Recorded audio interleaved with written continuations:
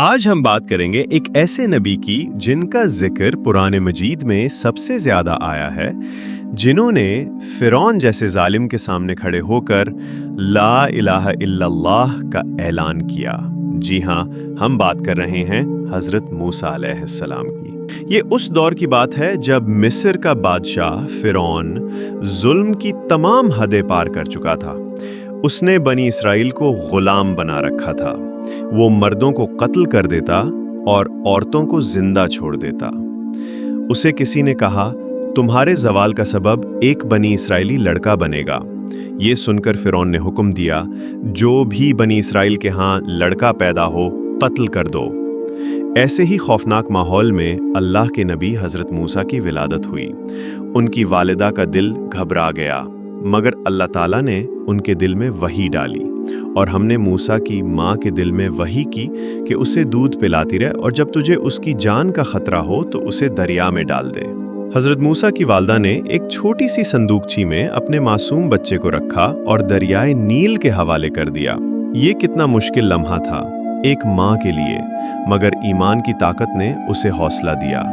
अल्लाह का निज़ाम देखिए, यही संदूकची पानी के बहाव के साथ फिरौन के महल के करीब पहुंचती है।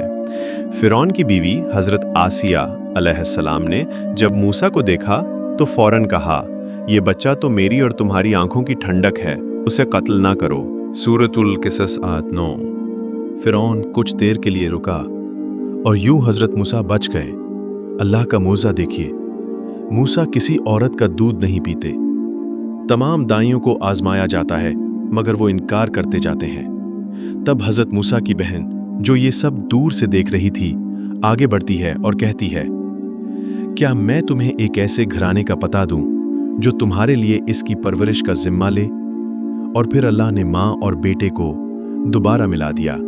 हजरत मूसा की परवरिश भी हो गई और माँ को सुकून भी। हजरत मूसा जवान हुए। एक दिन वो शहर में दाखिल हुए तो देखा दो लोग लड़ रहे हैं, एक बनी इसराइली और दूसरा किप्ती फिरौनी। बनी इसराइली ने हजरत मूसा से मदद मांगी। हजरत मूसा ने किप्ती को एक घोंसा मारा और वो मर गया। ये हजरत मूसा के लिए एक बहुत बड़ा धचका था। उन्होंने कहा, यह शैतान का काम है, बेशक वो खुला गुमराह कुन दुश्मन है। जब ये वाकया फिरौन के दरबार तक पहुंचा, उसने हजरत मूसा को कत्ल करने का हुक्म दे दिया। एक नेक आदमी भागता हुआ हजरत मूसा के पास आया और कहा, ए मूसा, लोग तुम्हें कत्ल करने का इरादा रखते हैं, फौरन यहां से निकल जाओ। हजरत मूसा ने फौरन मिस्र छोड़ दिया और तन तन्हा एक लंबे सफर पर रवाना हो गए। हजरत मूसा ने अल्लाह का नाम लेकर मदीन का रुख किया। रास्ता दुश्वार, तवील और सब्र आजमा था, लेकिन हजरत मूसा ने दुआ की, ए मेरे रब, मेरी रहनुमाई फरमा सीधे रास्ते की तरफ। यूं वो चलते रहे, यहां तक कि वो मदीन के एक कुएं के पास पहुंचे। वहां दो लड़कियां जानवरों को पानी पिलाने के इंतजार में थीं। हजरत मूसा मदीन पहुंचे, जहां वो दो लड़कियों की मदद करते हैं जो जानवरों को पानी पिला रही होती हैं। लड़कियां घर जाके अपने वालिद, बाज़ रवायात के मुताबिक हजरत शुएब से जिक्र करती हैं। हजरत शुएब मूसा को बुलाते हैं, उनकी मेहमान नवाजी करते हैं और उनके अखलाक से मुतासिर होकर अपनी बेटी का निकाह कर देते हैं। हजरत मूसा वहाँ 10 साल क़याम करते हैं, मेहनत, इबादत और ज़िंदगी की आजमाइशों में मजबूत होते हैं। यही वो वक्त है जब अल्लाह ताला उन्हें एक बड़े मकसद के लिए तैयार कर रहा होता है। एक दिन हजरत मूसा अपनी बीवी के साथ वापस मिस्र की तरफ जा रहे थे। रास्ते में एक पहाड़ी के करीब सर्द रात में उन्हें एक आग का शोला नजर आया। उन्होंने अपनी बीवी से कहा, तुम यहाँ ठहरो, मैं आग देख रहा हूँ, शायद वहां से कोई खबर या अंगारा ले आऊं ताकि तुम गर्मी हासिल कर सको। वो आग के करीब पहुंचे और फिर एक अजीम वाकया पेश आया। जैसे ही हजरत मूसा उस आग के करीब पहुंचे, अल्लाह ताला की आवाज आई, ए मूसा, मैं तेरा रब हूं, अपनी जूतियां उतार दे, पाक वादी तुवा में है। बेशक मैं ही अल्लाह हूं, मेरे सिवा कोई माबूद नहीं, लिहाजा मेरी इबादत कर और मेरी याद के लिए नमाज कायम कर।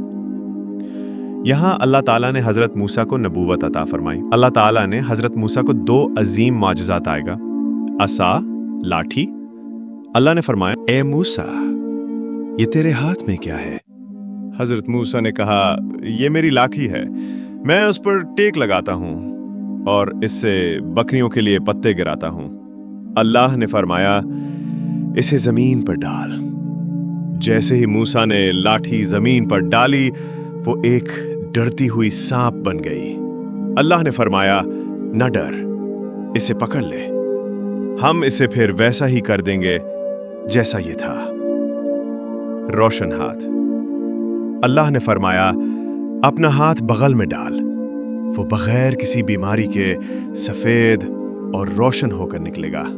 अल्लाह ताला ने हजरत मूसा से फरमाया, जाओ फिरौन की तरफ, बेशक वो बहुत सरकश हो गया है। हजरत मूसा ने अर्ज किया, ऐ मेरे रब, मेरा सीना खोल दे और मेरा काम आसान फरमा दे। मेरी जबान की गिरा खोल दे ताकि लोग मेरी बात समझ सके, और मेरे भाई हारून को मेरे साथ वजीर बना दे। अल्लाह ताला ने फरमाया, हमने तुम्हें तुम्हारा भाई दे दिया। दोनों जाओ मेरे निशानियां लेकर और नरमी से बात करना, शायद वो नसीहत हासिल करे या डर जाए।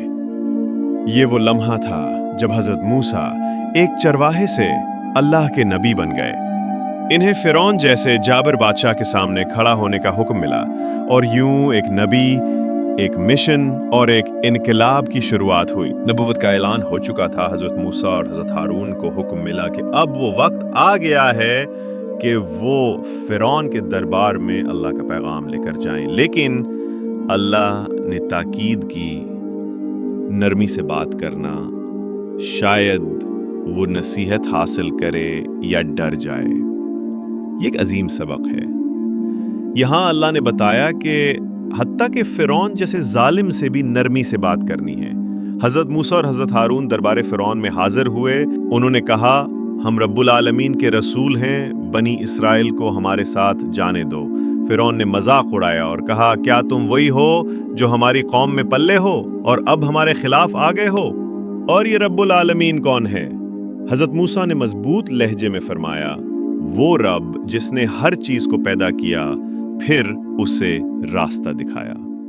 फिरौन ने हजरत मूसा को चैलेंज किया, अगर तुम सच्चे हो तो कोई निशानी लाओ।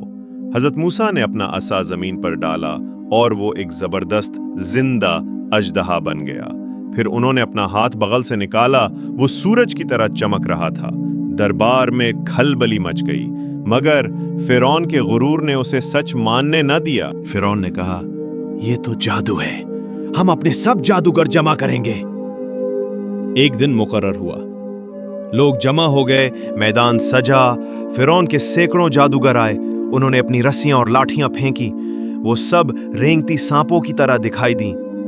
हजरत मूसा थोड़ा सा घबराए तो अल्लाह ने फौरन फरमाया, ना डरो, तुम ही गालिब रहोगे। सूरह ताहा आयत 68। हजरत मूसा ने अपना असा फेंका और वो सब झूठे जादू को निगल गया। सब जादूगर जान गए कि ये जादू नहीं, ये हक है, अल्लाह की ताकत है। उन्होंने फौरन सजदा कर दिया और कहा, हम मूसा और हारून के रब पर ईमान लाए।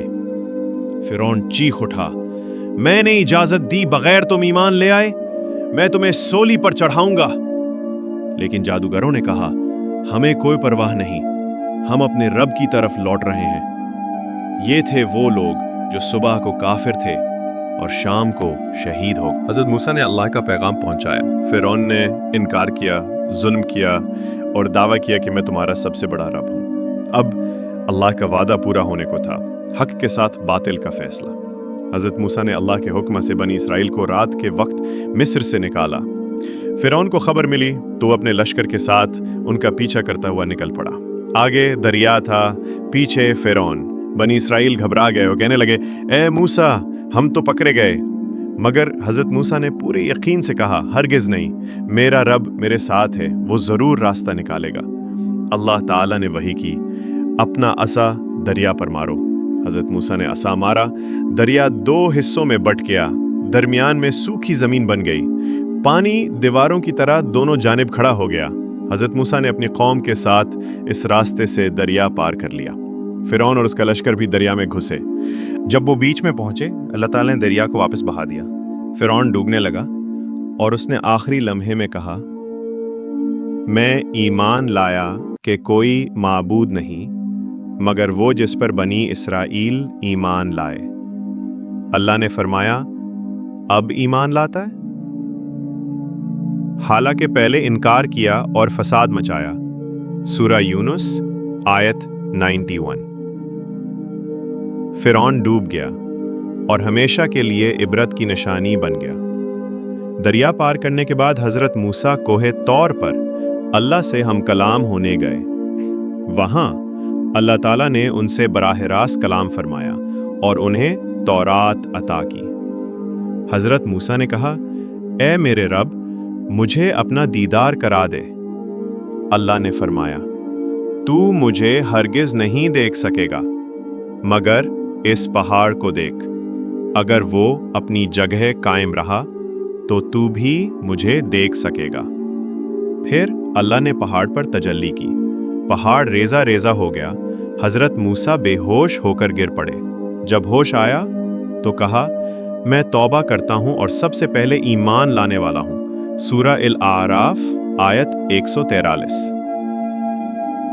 حضرت موسیٰ کی غیر موجودگی میں بنی اسرائیل نے سامری کے کہنے پر ایک بچھڑا بنایا اور اس کی پوجا کرنے لگے۔ حضرت موسیٰ واپس آئے تو بہت غصے ہوئے، اپنے بھائی حضرت ہارون سے بازو پکڑا اور سامری پر اللہ کا عذاب نازل ہوا۔ یہ سبق تھا کہ قوموں کا دل محض معجزے سے نہیں، ایمان سے بدلتا ہے۔ حضرت موسیٰ نے اپنی زندگی اللہ کے دین کے لیے وقف کر دی، زندگی بھر صبر، جد و جہد اور ایمان کے ساتھ اپنی قوم کی رہنمائی کرتے رہے۔